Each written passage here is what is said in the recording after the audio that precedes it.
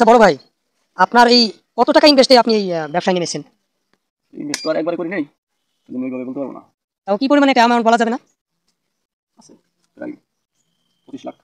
তো অনেক টাকা। আচ্ছা, আপনার এক একটা লাইন যদি ছিঁড়ে যায়, আপনার এই সংযোগ দিতে কি পরিমাণ টাকা খরচ হয়? নতুন সংযোগ। জি, নতুন সংযোগ বা আপনার একটা তার ছিঁড়ে গেলে আপনার সংযোগ দিতে তার ছেড়ে গেলে এখন তুমি যে মেশিন আগে মেশিন বানানো লাগতো, তাতে 800 1,000 টাকা দেওয়া লাগতো মিস্ত্রিকে। 800-1000 টাকা করে খরচ হতো আপনার এক একটা লাইন সংযোগ দিতে।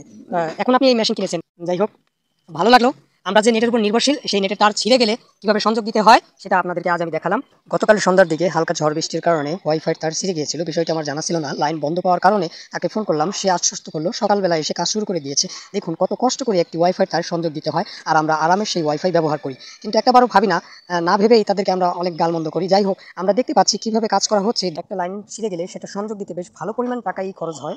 ছিঁড়ে যাওয়া তার সংযোগ দেওয়ার জন্য এই মেশিনটি 1.5 লক্ষ টাকা দিয়ে কেনা হয়েছে। তার কাছে জিজ্ঞেস করার পর সে আমাকে এই তথ্য দেয়। ইতিমধ্যেই আমরা দেখতে পাচ্ছি লাইন সংযোগ দেওয়ার কমপ্লিটের কাছাকাছি, অবশেষে কমপ্লিট।